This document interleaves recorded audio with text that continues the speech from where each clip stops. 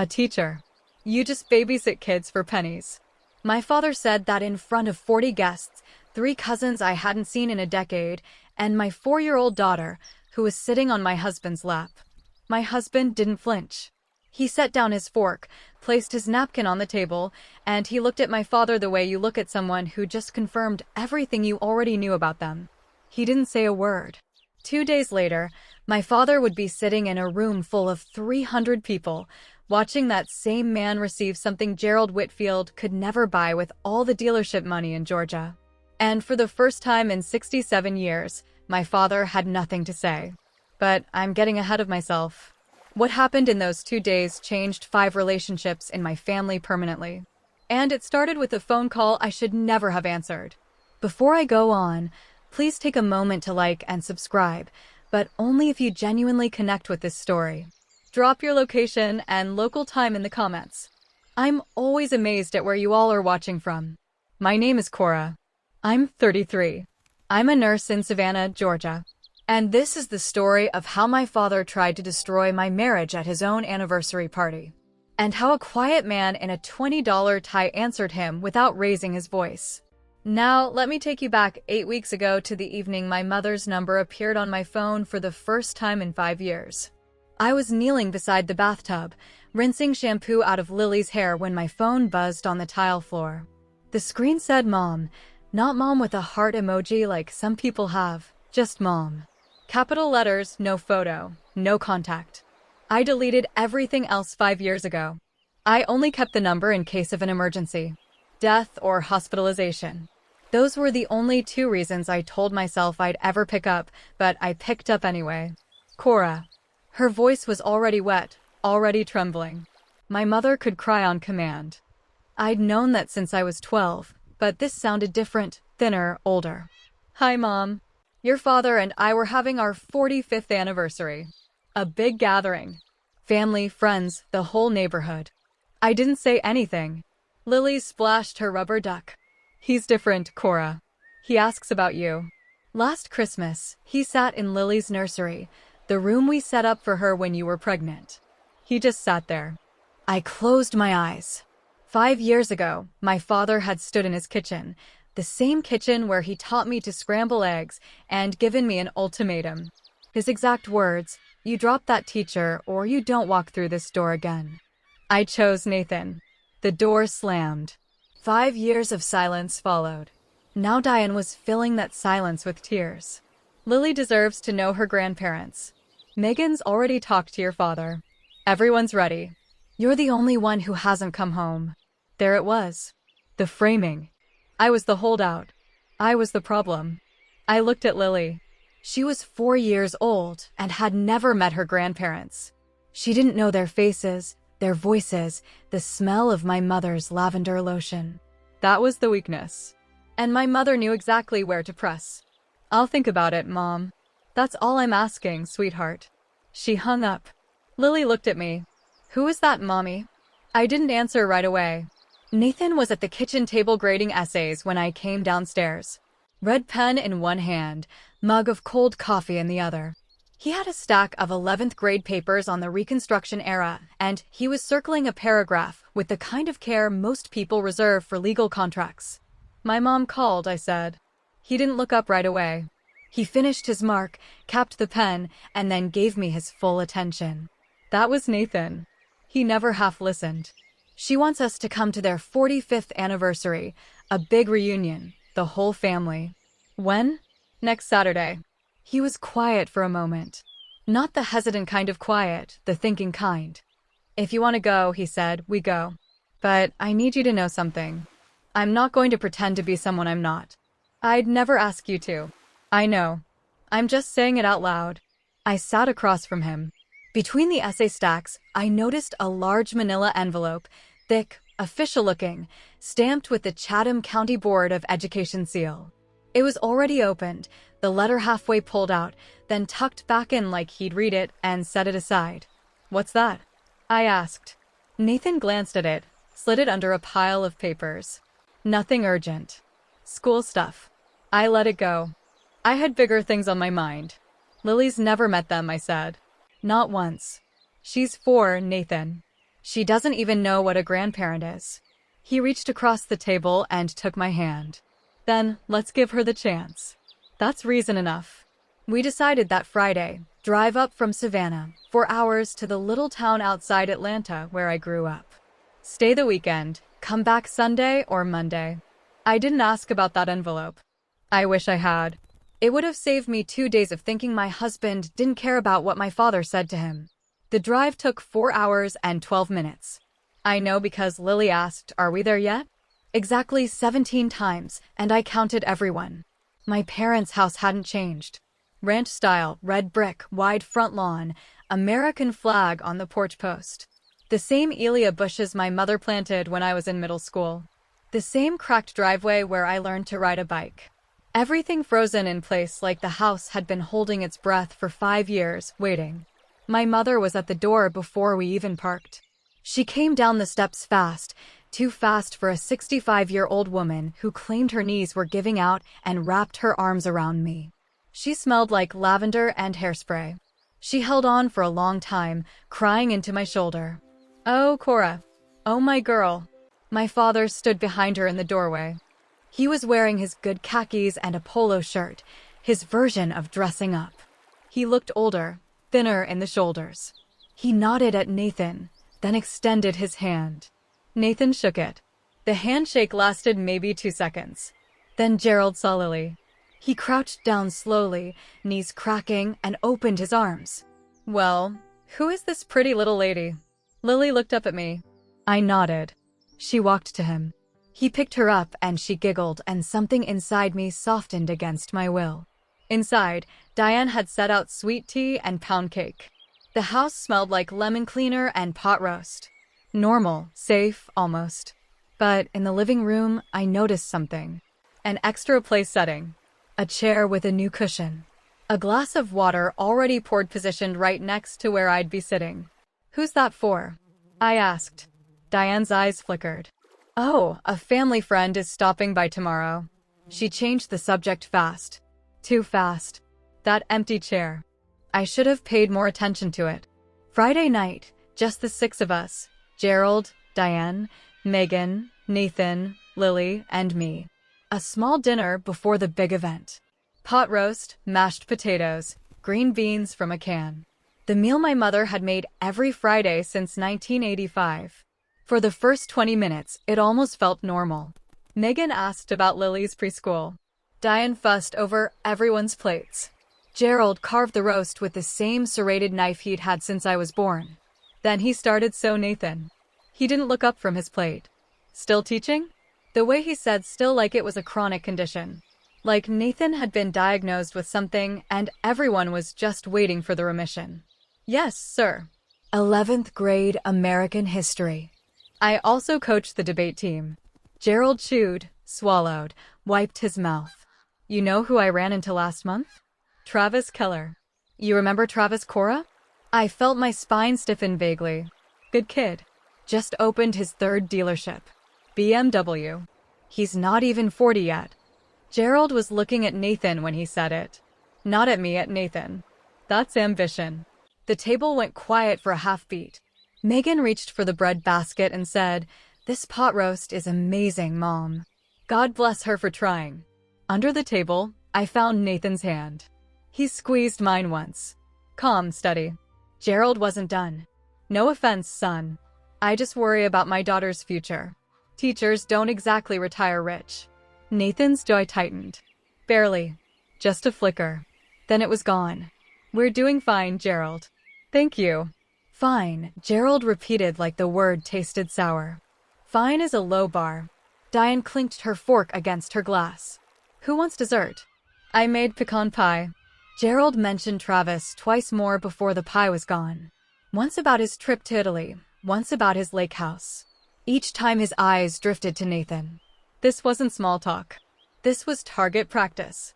That night, I lay in my old bedroom, staring at the ceiling. The glow-in-the-dark stars I'd stuck up there in 7th grade were still faintly visible. Little green ghosts of a girl who once thought this house was the safest place in the world. Nathan was on the air mattress beside the bed reading to Lily. "Good night, Moon."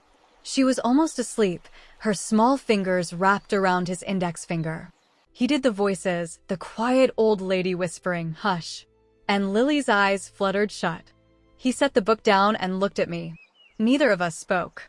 We didn't need to. I stared at those ceiling stars and thought about what silence would cost. If I said nothing, if I smiled through the weekend and drove home and called it peace, what would Lily learn? That a man can be belittled at a dinner table and the people who love him just pass the bread? That being a good person means being a quiet target? 5 years ago, Gerald had told his golf buddies that Nathan would never buy Cora a real house. He said it at a 4th of July barbecue, loud enough for 3 tables to hear. Nathan had been standing 6 feet away holding a plate of corn on the cob.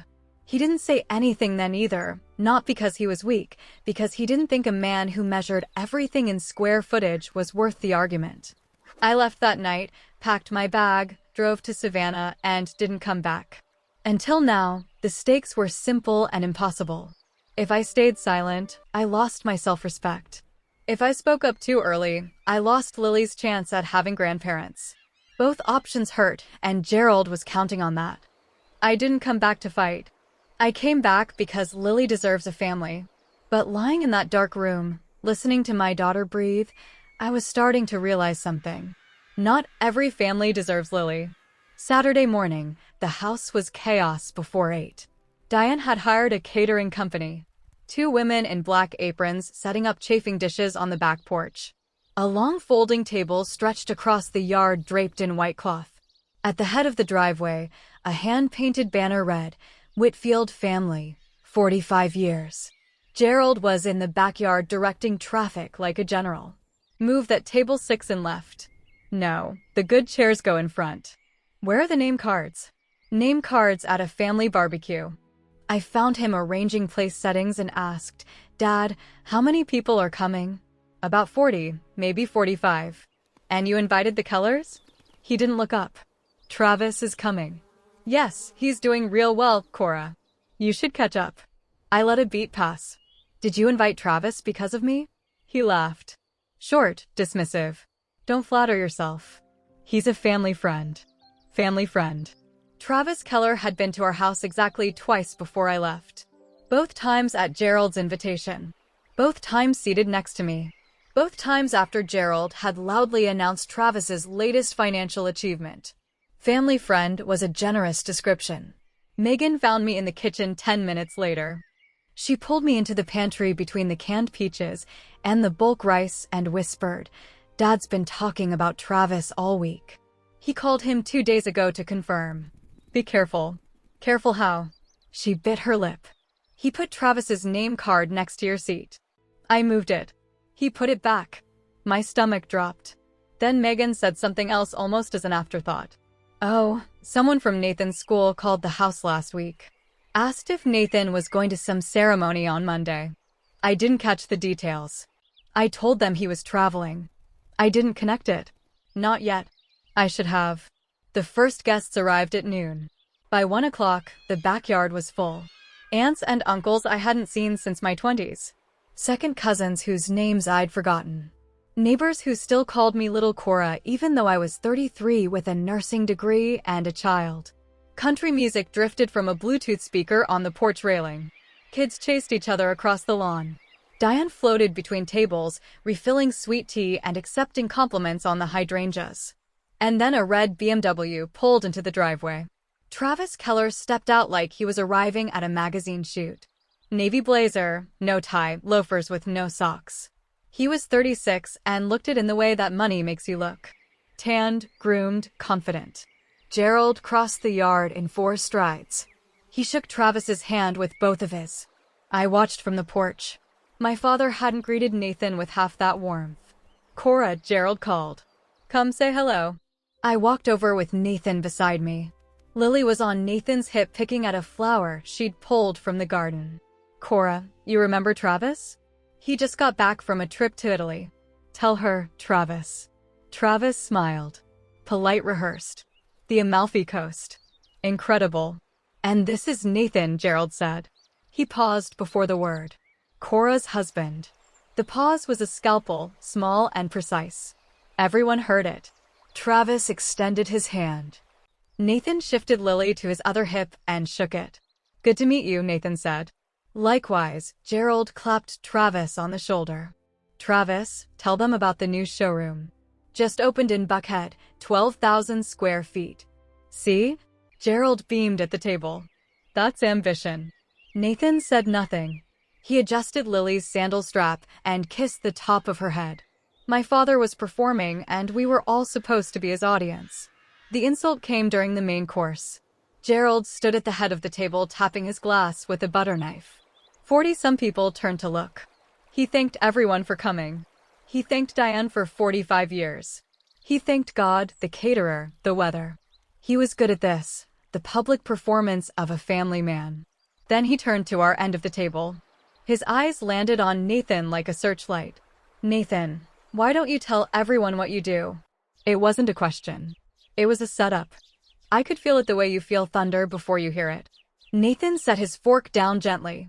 I'm a high school history teacher in Savannah. Gerald tilted his head.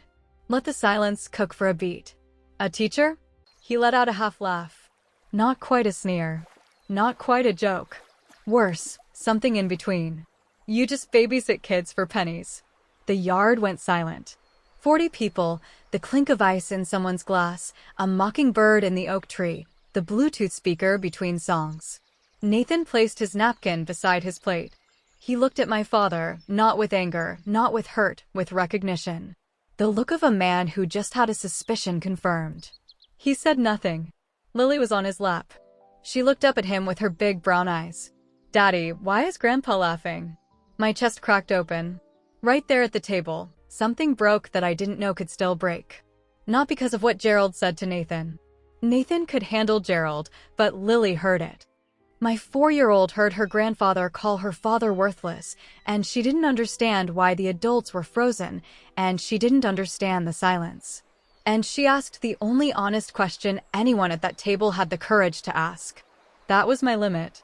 3 seconds of silence, maybe 4. It felt like 30. Aunt Ruth looked down at her potato salad like it held the secret to time travel.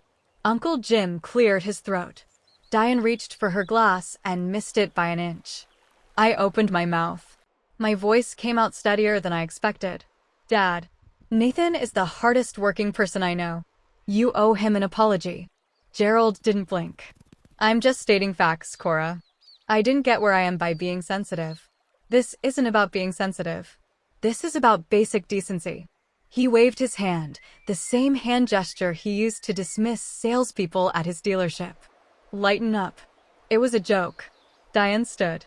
Let's not ruin the party. Gerald, come help me with dessert.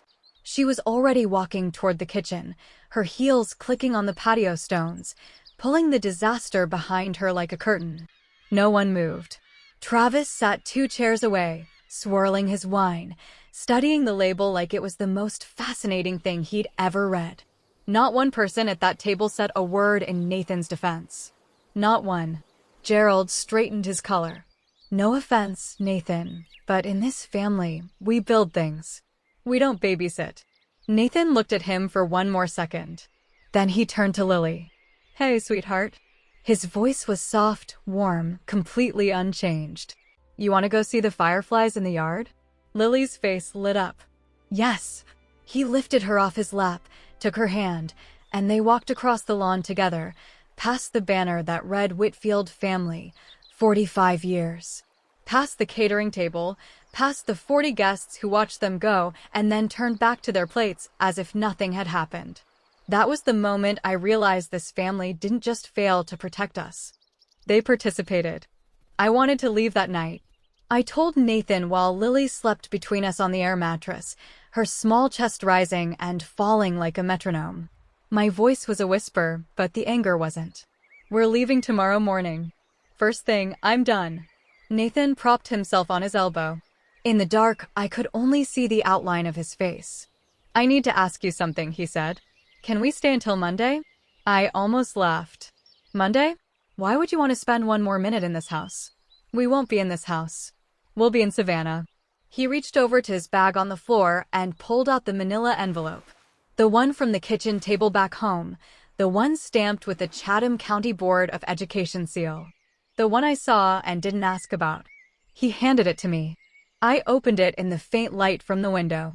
A formal letter, embossed letterhead, words I had to read twice to believe. Teacher of the Year, Chatham County. The ceremony is Monday afternoon at the Civic Center. I stared at him. Nathan, when did you find out? 3 weeks ago. 3 weeks. And you didn't tell me. He was quiet. Then I didn't want you to think I was trying to prove something to your father. That's not what this is about. It was never about him. Then what is it about? My students wrote letters. My principal said they've been planning this for months. I wasn't going to go, but Marcus, you remember Marcus Hall? He called me yesterday and said he's flying in from Atlanta to speak. I held the letter against my chest in the dark. My husband had been carrying this in his bag the entire trip and hadn't said a word. Not when Gerald called him a babysitter. Not when 40 people looked away. He didn't need Gerald's approval. He never had. Sunday morning, Megan texted me at 7. Coffee. That place on Main. I left Nathan and Lily asleep and drove to a small diner 2 blocks from the house. Megan was already in a corner booth, hands wrapped around a mug, looking like she hadn't slept. I need to tell you something, she said before I sat down. Okay, Dad planned this. All of it. I slid into the booth. Planned what exactly? Travis, the seating, the question about Nathan's job. She lowered her voice. 2 weeks before the reunion, Dad called Travis directly. I was in the hallway, he said, and I'm quoting, I want you there sitting next to Ka so she can see what she could have had. I let that land. There's more. Megan said, he told people, Mrs. Patterson, the Hendersons, the Lyles, that you and Nathan were having problems, that you were probably getting a divorce soon. He said it like it was fact. That's a lie. We're not having any problems. I know, but he said it 3 weeks ago before you even agreed to come. She looked at me. Don't you see? He set the stage. If you showed up without Nathan, it confirmed his story. If you showed up with Nathan, he'd embarrass him until you wished you hadn't. The coffee was bitter, and my hands were shaking. Why didn't you tell me sooner? Megan's eyes went glassy. I've been living under his roof my whole life, Cora. I didn't know how to say no to him. I still sleep in my childhood bedroom. I'm 37. She wiped her eyes with her napkin. I should have called you.